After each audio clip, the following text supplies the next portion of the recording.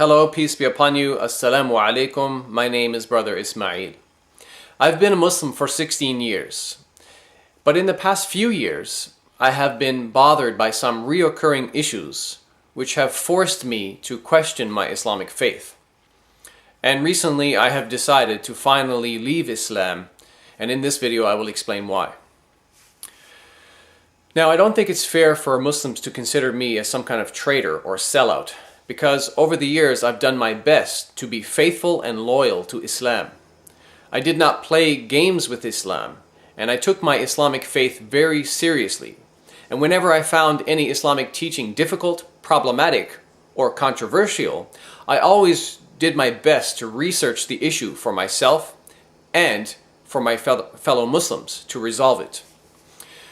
I certainly was not perfect, but I think very few people would question my sincerity to Allah, Muhammad, and to Islam. So I can assure you that I was committed to this religion called Islam. Now let me address the title of this video, the question why I left Islam. The answer to this question is the Quran and Muhammad and their teachings on moral standards and conduct. You see, over the past few years, I have found that I am no longer able to defend the Quran and especially Muhammad's morals and conduct. In the past, I have done my best to defend Islam, and in particular to defend Muhammad from the claims and charges made against him. I tried my best to love Muhammad, and I can prove I stood up for him and defended him many times.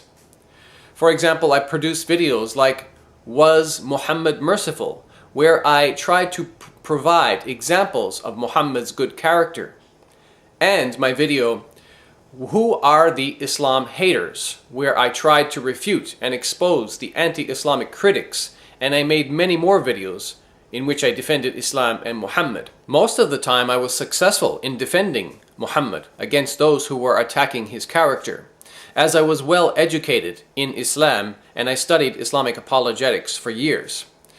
However, while I was defending Islam, I had noticed many of the criticisms were actually valid and based on authentic, early Islamic sources.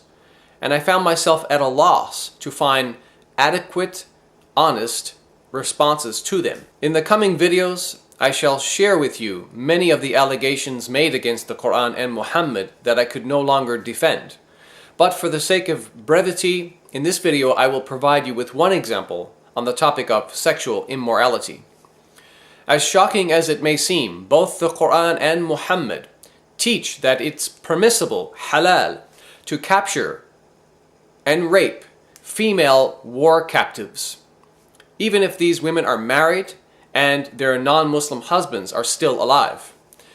So let's investigate the Islamic sources to see what they say. The Quran in chapter 4 verses 22 and 23 informs Muslim men about the categories of women which they are forbidden to marry.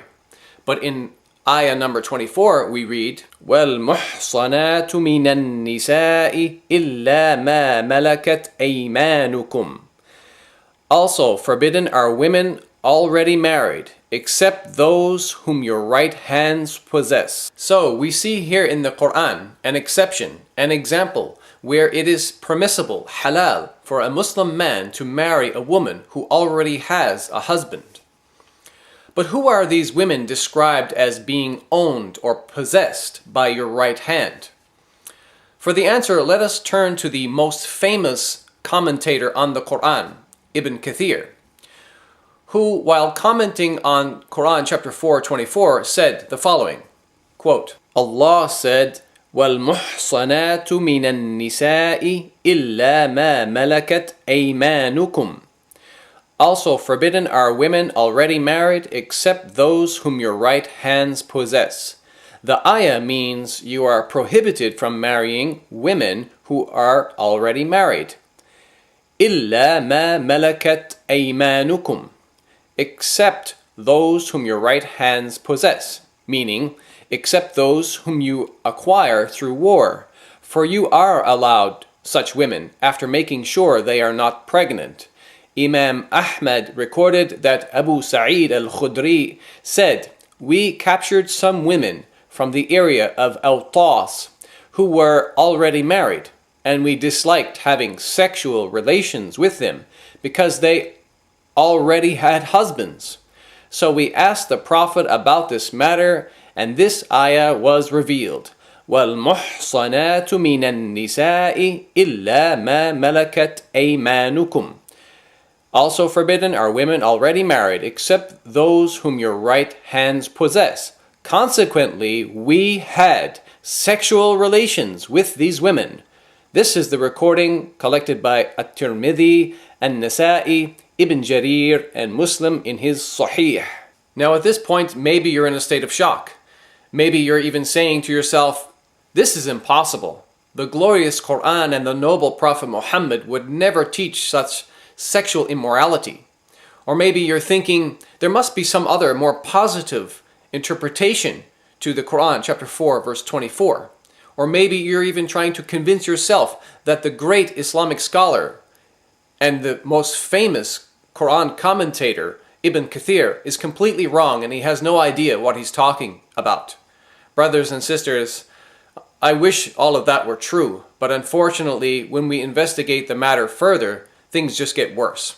For example, we read in the following hadith. In Sunan Abi Dawood, volume 2, hadith number 2155, Abu Sa'id al-Khudri narrated, the Messenger of Allah, meaning Muhammad, sent a military expedition to Awtas on the day of Hunayn, and they met their enemy, fought them, and defeated them. They took captives. فَكَأَنَّ أُنَاسًا مِّنْ أَصْحَابِ رَسُولِ اللَّهِ تحرجوا من غشيانهن من أجل أزواجهن من المشركين. But some of the companions of the Messenger of Allah were reluctant or felt uncomfortable to have relations, meaning sex, with them, meaning the female captives, because of their pagan husbands. فأنزل الله في ذلك والمحصنات من النساء إلا ما ملكت أيمانكم. So Allah revealed the Quranic verse, and forbidden are women already married except those whom your right hands possess. And this is again Quran chapter 4 verse 24, as we said. أي فهن لهم حلال إذا أنقضت عدتهن. Meaning they are lawful or allowed for them when they complete their waiting period. And this hadith, my brothers and sisters, is sahih, or authentic. So this hadith informs us that the Muslim soldiers had a problem. They wanted to have sex with the female captives, but these women were already married and they had husbands who were still living. So Muhammad then claims to receive a revelation from Allah that instructs the Muslim men to wait for a period of time to ensure that the female captives are not pregnant. And then after that period, these Muslim men are allowed to go and have sex with these married women. Now ask yourself this question. How would you feel if your wife or any woman in your family was captured by some enemy soldiers, then forced to divorce her husband, then forced to marry one of those enemy soldiers, then forced to have sex with that enemy soldier whom she obviously hated? And all of this happened while her husband was still alive. Do you think that your wife, your sister, your daughter, or your mother would agree to have these things forced upon her in humiliation? No sane person in his or her right mind could defend the Quran and Muhammad on this issue. This is nothing more than legalized rape of married women. And I cannot believe that this is from God. So therefore, I am rejecting the Quran and Muhammad on this issue. Now you have some idea why I left Islam. And in the coming videos, I hope to share more reasons with you, because there are many. Thank you for watching, and may God bless you and me and us all.